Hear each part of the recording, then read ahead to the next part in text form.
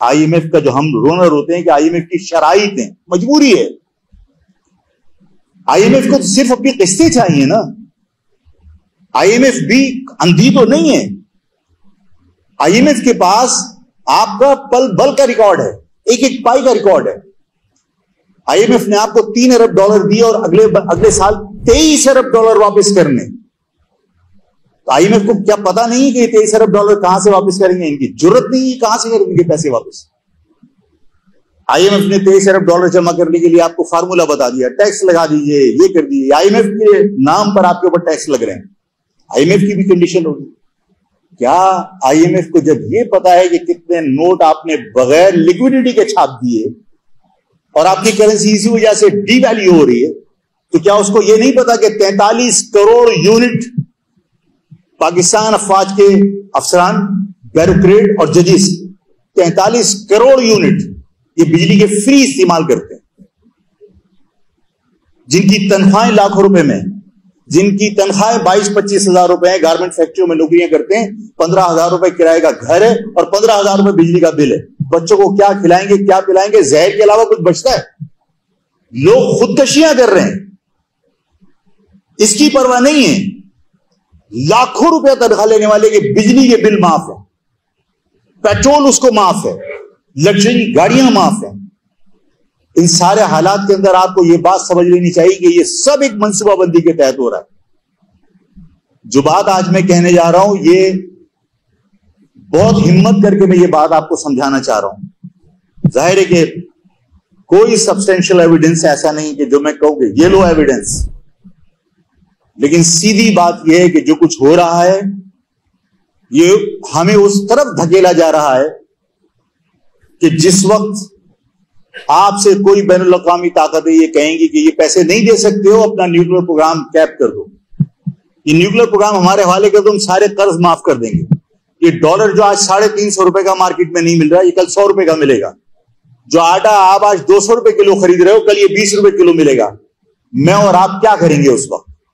میں اور آپ بے ساختہ روڈوں پر نکل کے عوام سے، گورنمنٹ سے مطالبہ کریں گے، بھائی ہمیں روٹی چاہیے، خدا کے واسطے بم دے دو، ہمیں اس بم کا کیا اچار ڈالنا ہے. یہی نتیجہ نکلے گا یا نہیں نکلے گا؟ یوکرین میں کیا ہوا، رشیا کی آزاد اسٹیٹوں میں کیا ہوا؟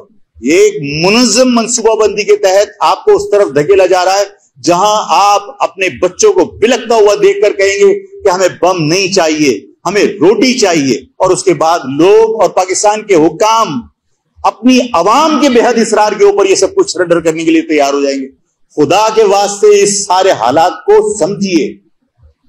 یہ ملک ڈاکٹر قدیر محسن نے اس پاکستان کا، ڈاکٹر قدیر نے اس پاکستان کی دفاع کو ناقابل تذکیر بنایا ہے. آج اس کے اس احسان کو مٹی میں ملا کر اگر خدا نخواستہ ایک سازش کے تحت آپ کو مجبور کر دیا جائے.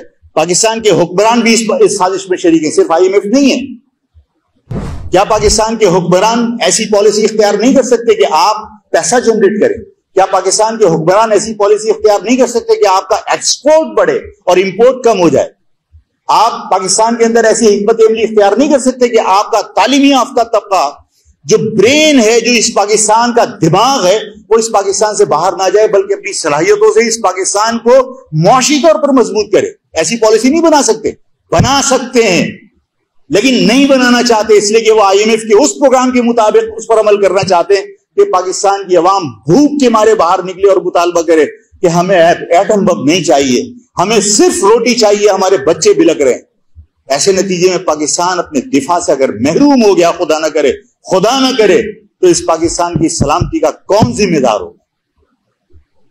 اس پاکستان کو بچانے کے لیے کون کنونشنل جنگ لڑے گا؟ یہ وقت نہیں ہے کہ دوبارہ 303 سے آپ جنگ لڑ لو.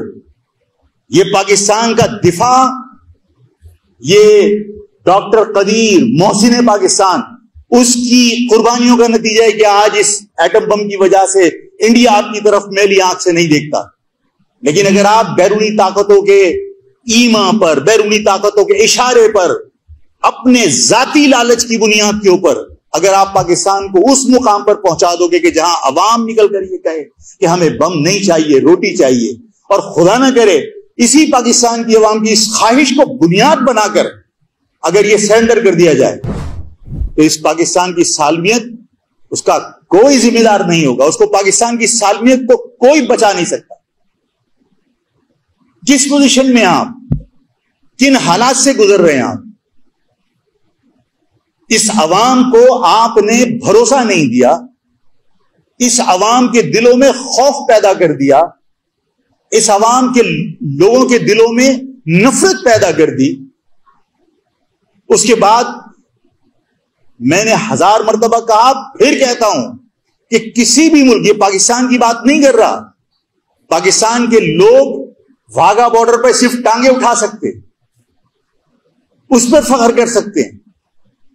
کبھی کوئی ٹیکنالوجی کے اوپر آپ نے توجہ دی؟ کبھی اپنے دفاع کو سائنسی بنیادوں پر مضبوط کرنے کی کوشش کی؟ آپ زور سے زمین پہ پاؤں. میں یہ بات اس لیے کہہ رہا ہوں کہ اس ملک کی فوج ہو, اس ملک کا ادارہ ہو, اس ملک کی حکومت ہو, اس ملک کا پولیس والا ہو, میرا پولیس والا میرا فوجی ہے. اور اگر میں بھی باقی لوگوں کی طرح صرف تعریف کے پل باندھوں اور ان کو ان کی حقیقت نہ بتاؤں یا ان کو احساس نہ دلاؤں یا غلطی کی میں ان کو نشاندہی نہ کروں, میں دشمن ہوں. دشمنی وہ نہیں ہے کہ ہر اچھے اقدام اور ہر برے اقدام کے اوپر آپ تعریفیں کریں. غلطی کی نشاندہی کرنا وفاداری ہے.